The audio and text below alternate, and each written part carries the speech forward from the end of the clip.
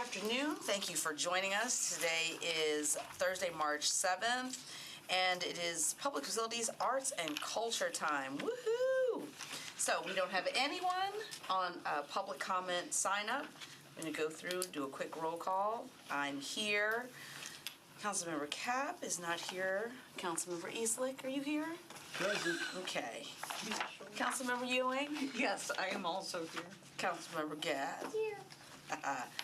Councilmember Hancock is not present. Councilmember Taylor is not present. Vice Chair Vo is not here yet. And Councilmember Welsh. I am present and accounted for. Fantastic. We have a quorum.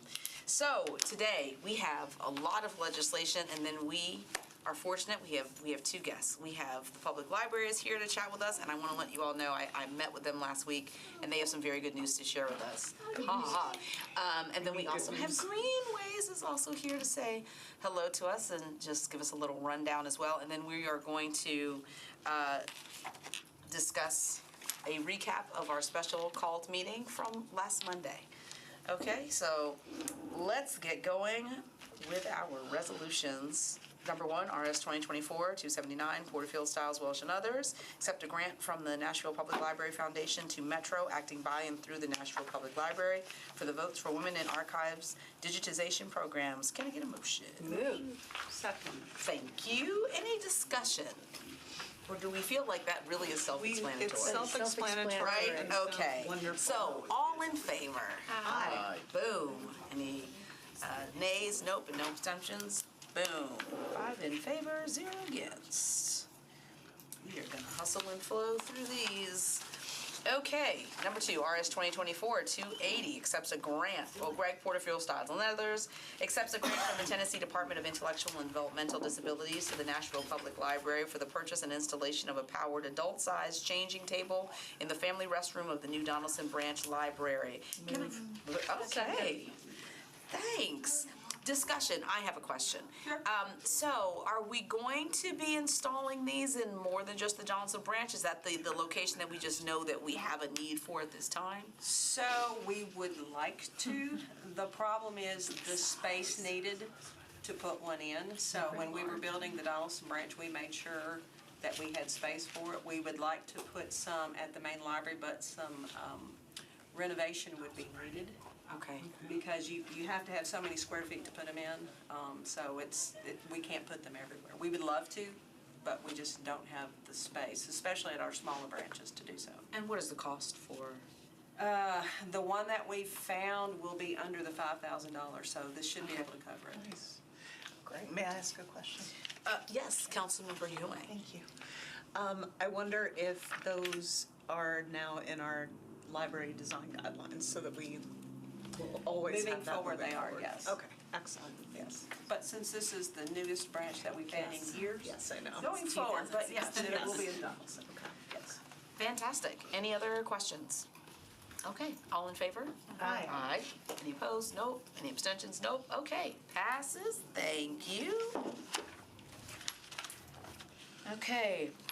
RS 2024-281, Porterfield, Stiles, Welsh, and others accepts a Nashville After Zone Alliance, NASA, grant from the Nashville Public Library Foundation to Metro, acting by and through the Nashville Public Library to fund a program manager position to help supervise NASA capacity building and grant management that focuses on integration of Nashville's vision for holistic youth development. Move. Oh, thank you. Why is your mouth open?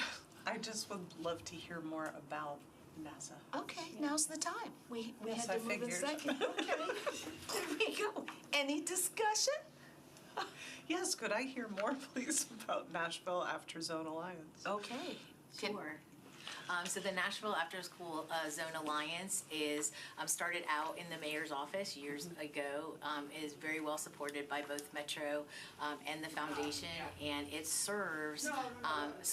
We're kind of like the. And you could probably speak better to this. We're like the in between, and we contract with the centers to provide not like your traditional school programs after school, but after school. And the person that runs that, Anna, is just incredible. And so she continues to expand the program to where, like, we had a Wallace Foundation grant this year to even go into the juvenile system, center. yes, and also, but anyway, so she's doing an amazing job, but did I articulate that? in It's terms of- targeted at at-risk students in Students. middle schools.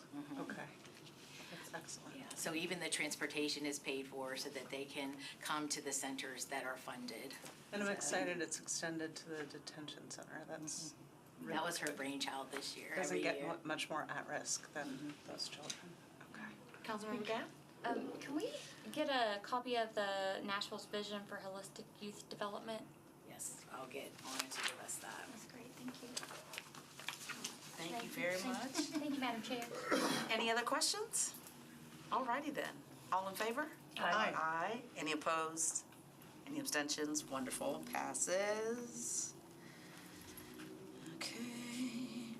RS 2024-282 accepts a Studio MPL Outreach Coordinator Grant from the Nashville Public Library Foundation to Metro, acting by and through the Nashville Public Library to fund the Studio MPL Program Supervisor position. Move.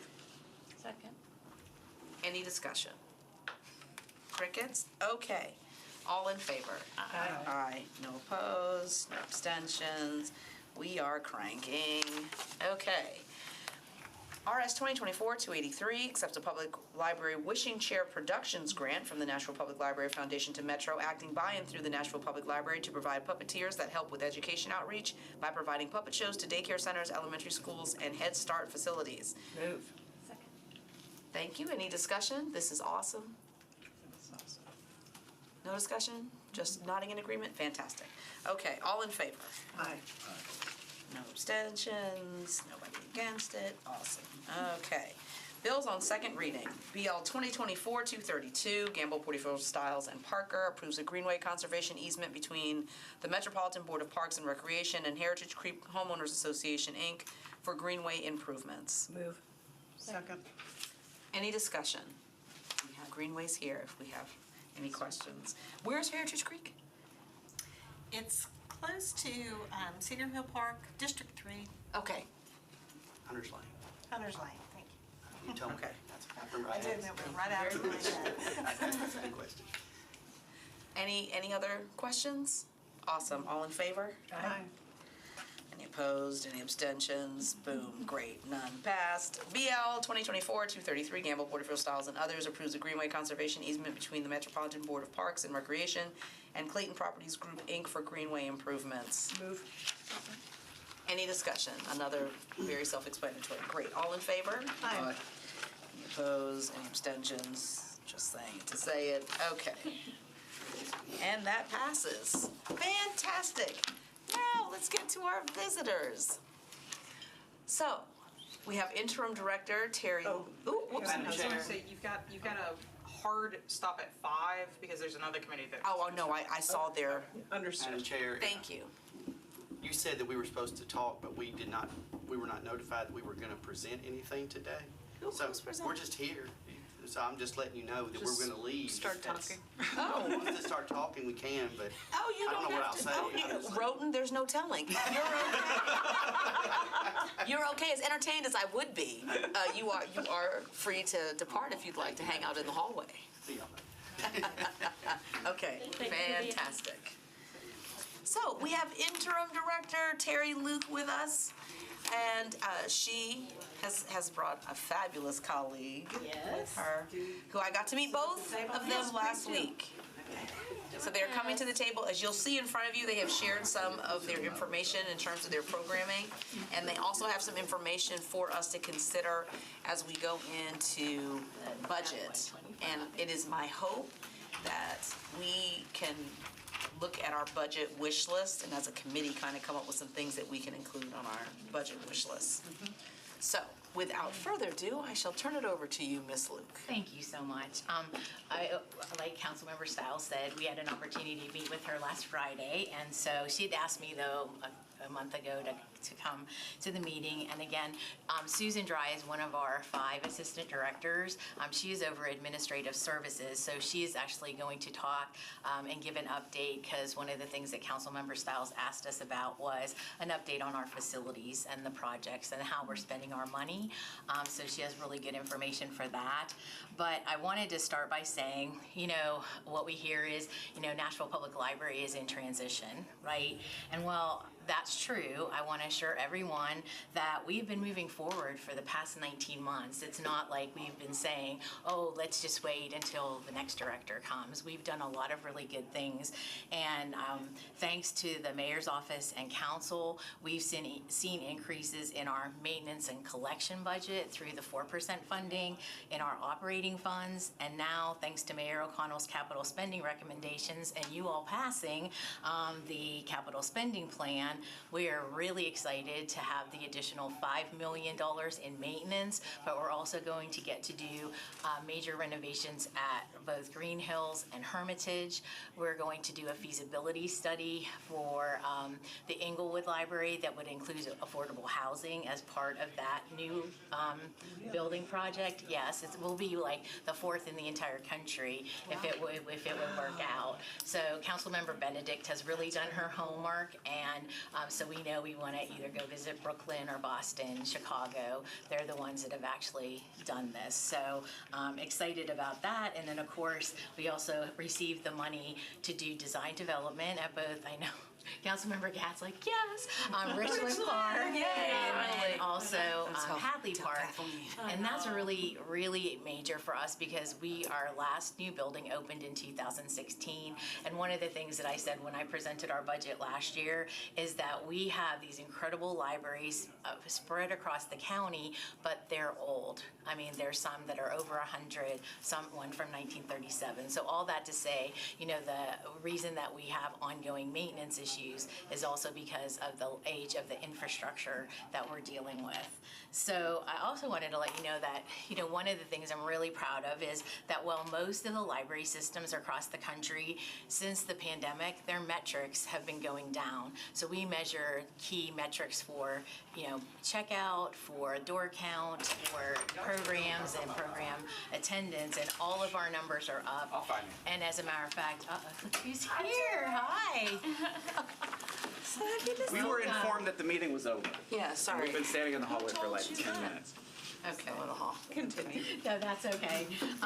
That all of our metrics are up, which is incredible. Plus, we surpassed 6 million in checkouts last year for the first time ever.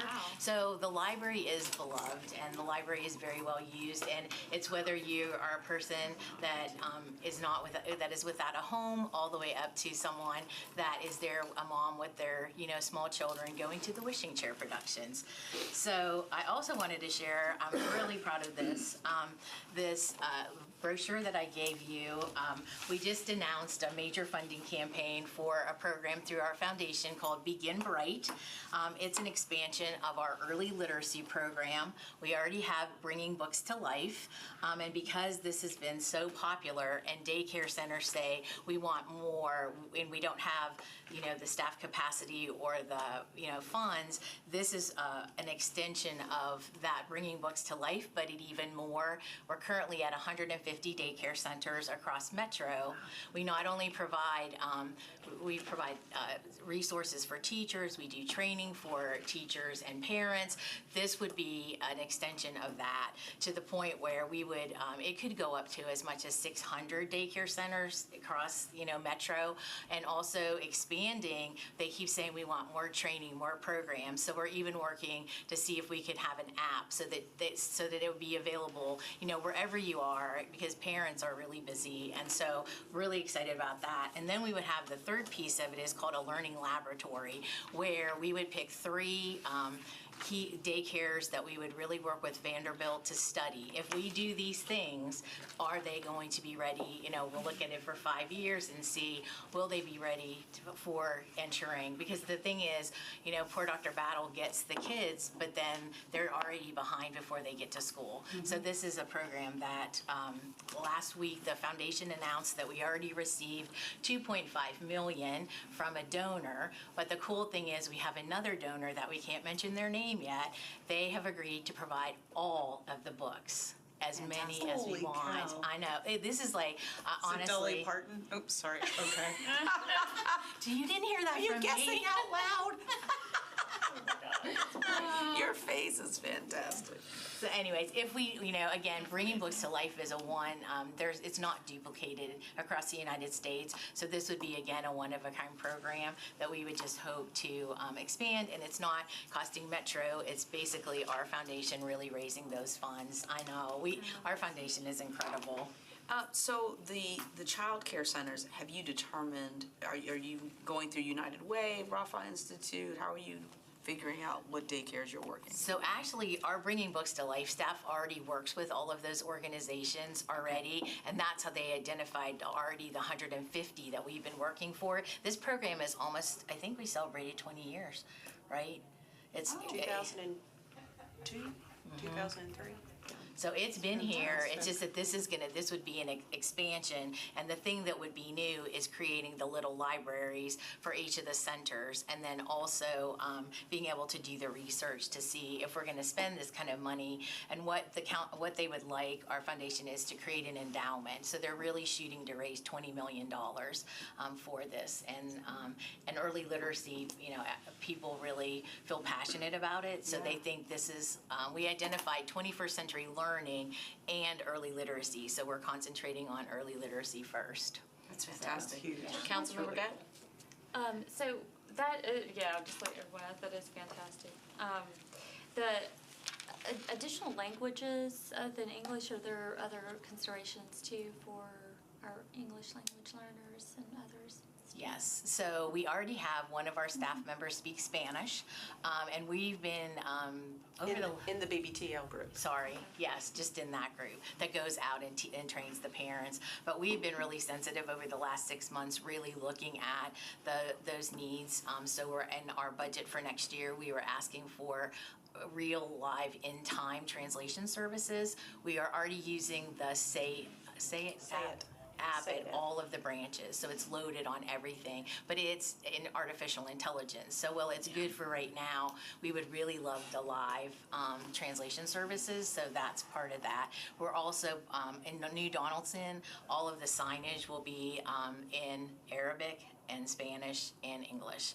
So even the sign on the street that welcomes people into the library. And then we will look at expanding that out into the other locations. So Maine would be the first one that would get that after Donaldson. So, but that's a great question. We really realized, like at Southeast, Councilmember Stiles knows there's like 18 different languages that are spoken at that facility. So we're trying to help equip the staff to be able to help Support customers. them. Exactly. Thank you. So the other thing I just wanted to say is last year you all provided us with fiscal year 24 investments, and some of the things we're really excited about is we hired 2 traveling children's librarians because the community branches and the regionals all had professional children's librarians, but those neighborhood libraries did not.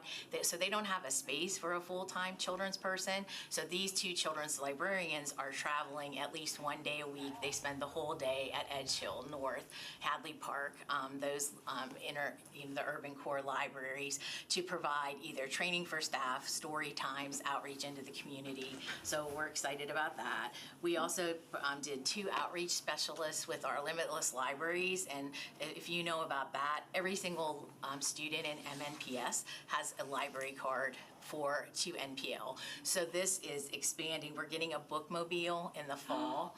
I know, that will go to the charter schools. And so these 2 positions that were funded are actually going right now, meeting with the librarians, the teachers, to prepare for when the bookmobile comes. We were supposed to have it last year, but with all of the parts and delays, it's a little behind. The other thing is that you all funded 11 additional positions for our new Donaldson Regional Library. That was for 6 months, and that will open in June of this year. So we are really excited about that. And then NASA continues to serve students and families across Davidson County. That was another investment that you made. And then our ITS team is working on translating our actual website, so Spanish, Arabic, and hopefully down the road Kurdish as well, but we were starting with those 2 languages as the ones that are asked for the most.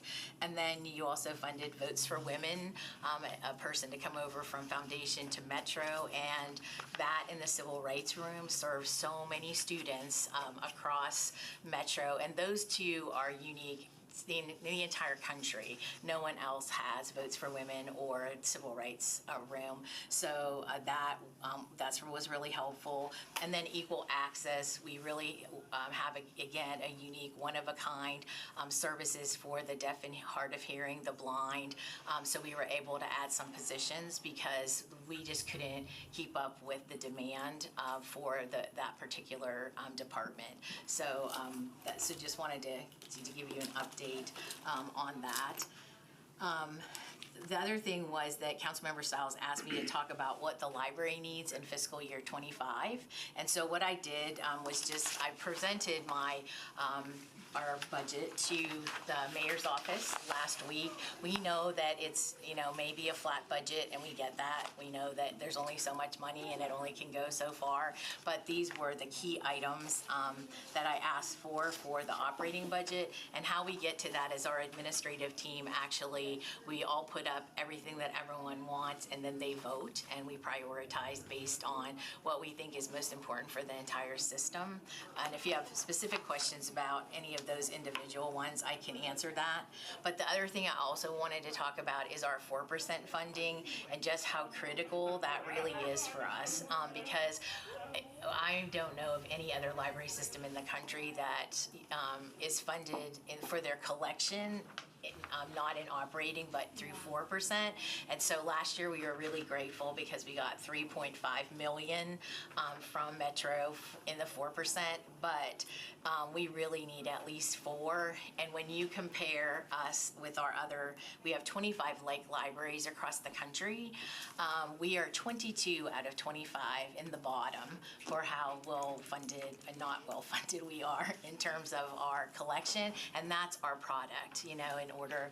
And one of the things that's really difficult right now is that ebooks have just skyrocketed. So 63% of our circulation is ebooks, which is great. People are checking them out, and that accounts for 64% of our actual cardholders and who's using those ebooks. That has, the cost of those just continues to increase, and we don't have any control over that. So just knowing that, and I can provide any additional charts or whatever that you might need, but, and then again, our maintenance money, we're very grateful for all that we have gotten, and Susan's gonna talk to you about what we actually have used that for, so. So, You want me to pass them out? this is kind of raggedy, sorry. Oh, we're all right. We got it. You sure? Yeah. Okay. So, Councilmember Stiles wanted me to present what we have been using our funding for. On the first page is a summary, and this is really what we've done since fiscal year '22 and the funding that we have received, either 4% or capital. It's not all of it. But when she was talking about our maintenance needs, so then I have a detail on the back. The first couple of pages are the main library. We have over 517,000 square feet, which is not as much as general services, but it's still a lot. It's 21 facilities for which we have oversight for and upkeep for.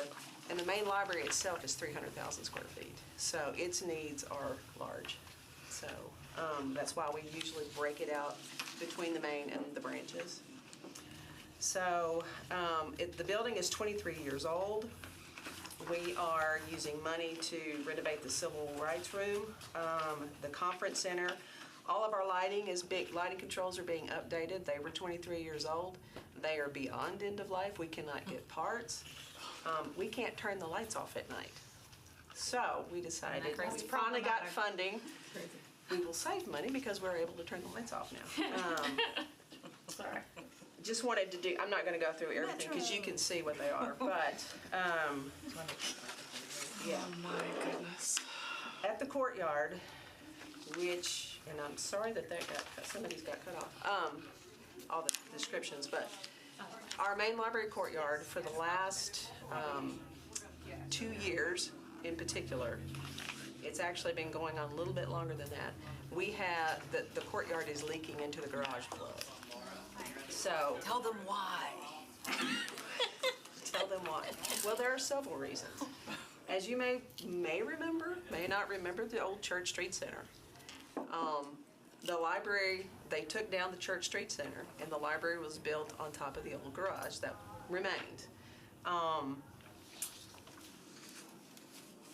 There's no waterproofing underneath. They use the old floor of the old Church Street Center, and there was supposed to be waterproofing. There's not waterproofing under there that we've been able to find with our digs, but we're going to have to dig further. So in order to stop the leaking into the garage, and it is, I mean, when it rains, it's raining in the garage, which can lead to structural damage, and you don't want it to collapse. Yeah. So we had received, back in '22, we had received $5 million to do some upgrades to the main, but we've had to put that on hold because we have no idea how much it's going to cost. And we have started our investigative digs. We've come a little bit ways, but we are probably going to have to dig a little bit further. So you guys have money for the actual assessment? Yeah. Okay. Yeah. So that's We've got that $5 million. Good We just received more money with this new capital, so I have set another 2.5 aside just in case. Because some of that money, for example, was to refresh Bellevue. Well, Bellevue got flooded, so a lot of what we were going to do has been taken care of, so that money gets to come over here. So, another highlight, for example, we're putting in a heat exchange system so that we can close our loop to DES because of it getting gunked up. So we're hoping to get that done soon. We're also, because of having to clean our coils. So you're gonna be off DES altogether? No, we'll be on DES, but it'll be a heat exchange. So Okay. we'll have a closed loop in our building, so the water going through our building can be conditioned and not gunky. And Okay. DES water just goes back to DES. That makes sense. So, for example, we're having to clean the coils. If anybody knows anything about coils in a large facility, it's very caustic to do that. You can only do it so many times before the copper gets so thin that it starts leaking. We're having to replace our copper coils in an air handler that's twice the size of this room. So, it's costly. It's exciting news today, isn't it? It's wonderful news. But we are spending the money, which is really good. Elevator upgrades. Our elevators are beyond obsolete, so we are rebuilding the 6 elevators in the main library, which includes the 3 public and the 3 behind the scenes. One thing that we are doing, because we have the deaf and hard of hearing program, we have deaf staff. Unfortunately, one of those staff got caught in one of the old elevators. And We had a all we fire. had was a phone. Her phone did not work in the elevator. She was stuck, knocking on the door.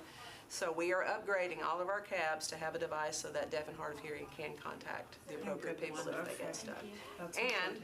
according to the elevator company, we will be the first facility in the state of Tennessee to do so. Wow. Okay, that just makes- Congratulations. But sad, but congratulations. Thank you, yeah. Let's try and focus on positive, that's all we can do. You can see, again, the building is 23 years old. We need to redo the roof. We're having leaks all over the place. It's a standard asphalt cap sheet ply, but square footage, it's gonna be $1 million to replace it, so. And then you have the 20 branches. And then we finally, this year, we got the money to rent the lobby, and the popular materials area on the first floor is the only place that has not been renovated in the main library. So we now have the money to do that. Part of that renovation in the lobby is the fact that we cannot keep the lobby temperate, so we're going to put basically more doors in. Yeah. Because in the talked about wintertime, that a it's while ago. 44 degrees in there. In the summertime, it gets up to 80, and there's no way to keep it Where cooler. would the additional doors go? So when you come in off the garage, we'll put in Yes. another set of doors, Okay. and then we can heat that, and then when you comes in, and then we're gonna put another set of doors. Where the front doors are, there'll be more doors, Okay. to help keep that lobby Gotcha. temperate. All right. Great. Yay. So, those are the highlights for the main library. Out in the branches, there's a little bit going on, or a lot of it going on, depending on what the branch is. We finally, thank you very much, received the money to do a full renovation for Hermitage and Green Hills. They are the last 2 of our regionals that have not been touched. And what we've been doing in our previous renovations is trying to get more public space. So condensing the staff base so that there's more public. whether it's programming, whether it's an NPL studio, whether it's whatever. Study rooms, yeah. People love study rooms and meeting rooms, so. So we do have the funding for that. At our East Branch, poor little East Branch. Councilmember Campbell, we have to You should see my capital spending request. Nothing except for the fact that it is on the historic register. The windows are rotting and it is leaking inside the building. So we're going to have to finally get the windows replaced. Once that's done, then we'll have to repair the plaster and we'll have to paint. So there's money in there to do that. And because it's a historic Carnegie library, you also have to follow all the guidelines. Right. that It go is now- along with So that. we have the money for We have the money that. now. Okay. Appreciate that. Roofs. At our Pruitt branch, I don't know if y'all are aware of the Pruitt branch, but part of the branch is the old Station 12, probably 100-year-old fire station. Well, the roof needs replacing. Well, in order to get the roof replaced, because it is a slate roof, they're having to tuck point the entire brick on that side of on that end of the building. So what we thought was gonna be $380,000 is now going to be almost $800,000. So, but now we have the funding to do it and we can do it. And it's been slated to be done since 2014, but we just didn't have the money to do it. Wow. And it's hard to get the contractors too. I just had my town hall there. Excuse me. So, and we have made, security upgrades there. We put in lots of stuff and now we're gonna get the roof. What other highlights? Well, then you have the other things that just come up, like Councilmember Bo will tell you, we thought Edge Hill was gonna be closed Yeah. for a week, and the pipes are as old as the building, So that's a 70-year-old building. Basically the sewer line collapsed, but it was from inside the building. The pipes are under the building. You had to dig up all the flooring to get to the pipes and go all the way to the road. So it took a little while, but we're back now. Open yesterday. But fortunately, we had the funding to do it. So if you're looking at the summary, this is needs, it says done, in process, they're in the future. So some of these are planned, some of them have already been done, some of them are in process. And we do have the 30 million in funding, and this shows you, we have a little surplus, but as you can tell, one little thing goes wrong and That's that money's contingency gone. funds. Yes. We are spending wisely, we are spending when we can, and we appreciate everything we get.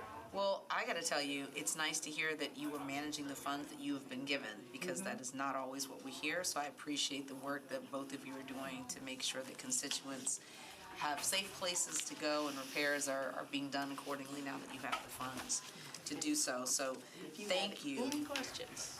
Yes, and thank you for bringing us this list so we can talk amongst ourselves and how we'll divvy that all out. Then the last piece that Councilmember Stiles would like me to talk about is Share it. So at the March board meeting, they will be putting a date on the calendar for them to have a board retreat, because what we've been hearing is what's happening with the library director search. And so they, completed the search and then actually did not select any of the candidates, and just so you know, I did not apply for the position. I love doing this position, but I turned 66 last April, and so I wanted for someone to be able to come in and say, hey, I'm gonna give 5 to 10 more years, because if you go through a year-long process to have to find someone, then you don't want that person staying for a couple of years. I love what I do. I'm passionate about it, but I don't know, am I gonna be here 2 more years, 3 more years, whatever it is. So all that to say, the board will be setting aside a date for their board retreat. And at that board retreat, there were a lot of things that happened during the director search, right? Because you have a board that doesn't necessarily do a search but once every 10 years. And so I think when we look back at what are the things that, could be better, and Susan could talk specifically about the recruiting firm, the board needs to articulate what is it that they're looking for in the next library director. Because before you can go and talk to a recruiting firm about, hey, you know, we would like to hire you and have you help us find this person, you have to know what that person is going to look like, right? So hopefully during this board retreat, we'll be able to get them to do that. They'd already looked over the job description, but then once they decide what they want, they might have to also update that. And then again, going back into that recruiting process. So is that, Yes. In summary, we're finally moving this train out of the station. The discussion at the retreat will be about how do we get back on track and start the search again, instead of everyone asking what's happening and the answer being nothing.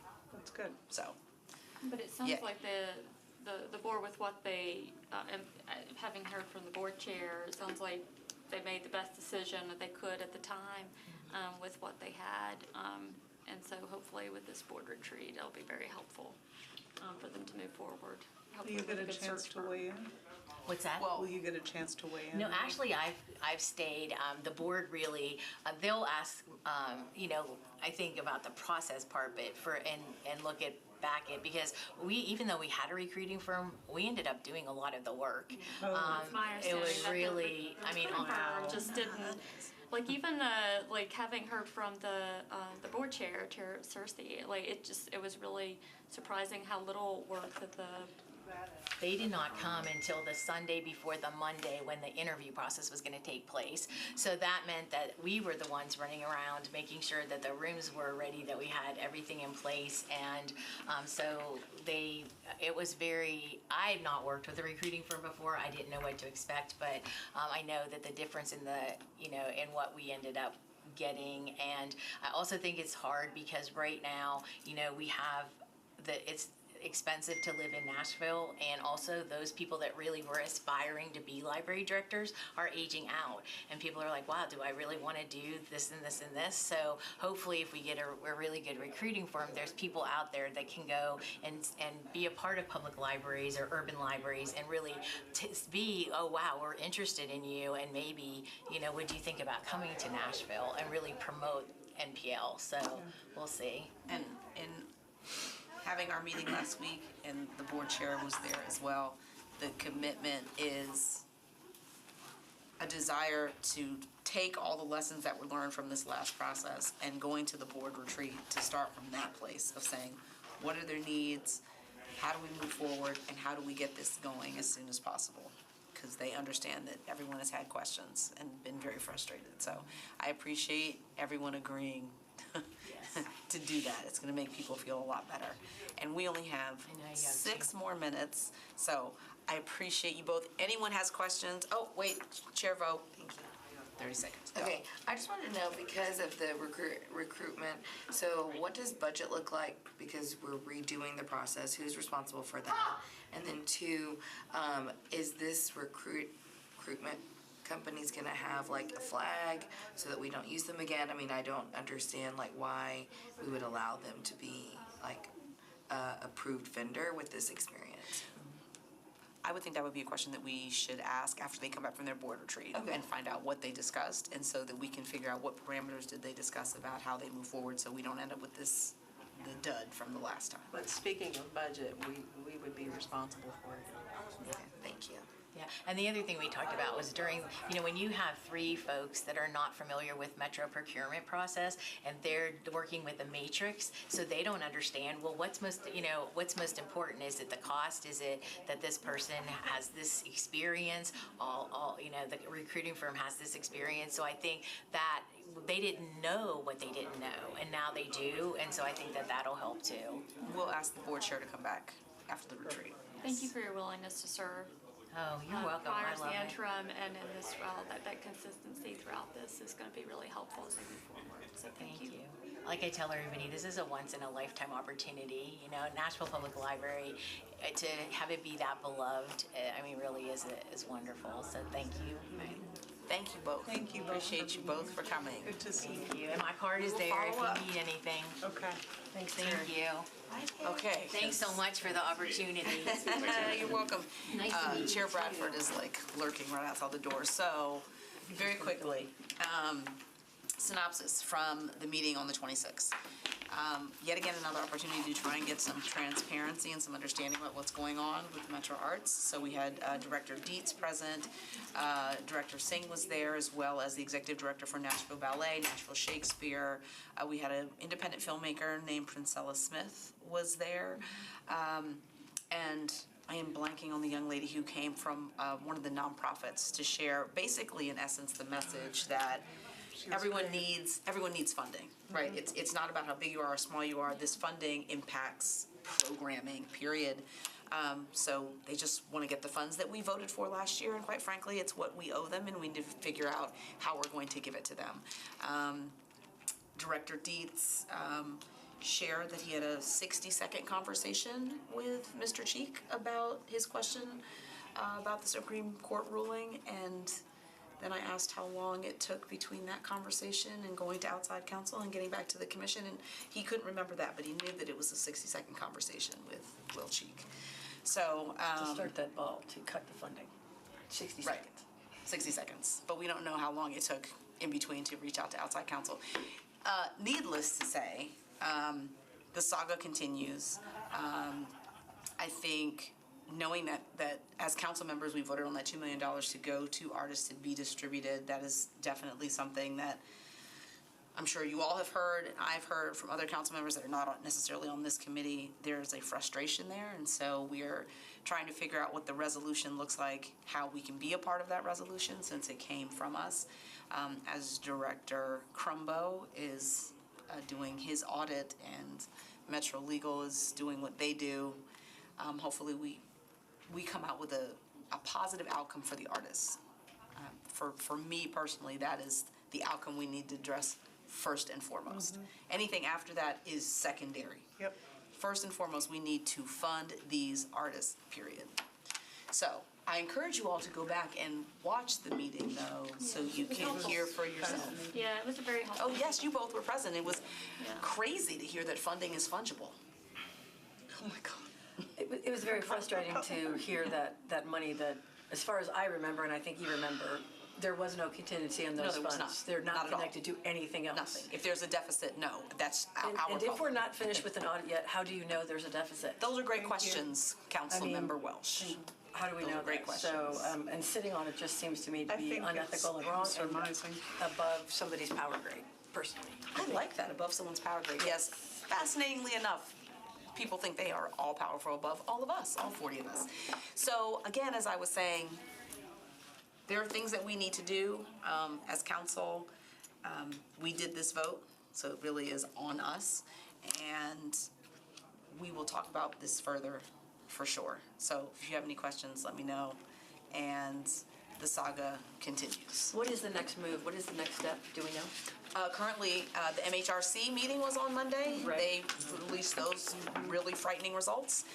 And so now the public hearing is going to take place That's the next after, step. yes. It's just the public is the hearing, public okay. hearing from And the Arts MHRC. Oversight, the Arts Commission Oversight Committee met the Monday They're prior. meeting this coming Monday Yeah, but as they also well. met prior, so at that point, that was prior to the MHRC and the public facility, like it met earlier the day of our specially called public facilities Yeah, meeting. it did.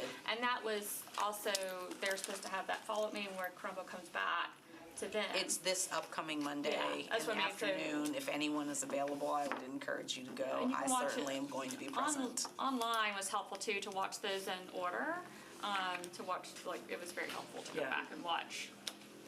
Ooh, at 1 minute, here we go. You have A motion to adjourn? Oh, okay, what happened? Motion and second happened all at the same time, okay. And we're adjourned. We're all moving all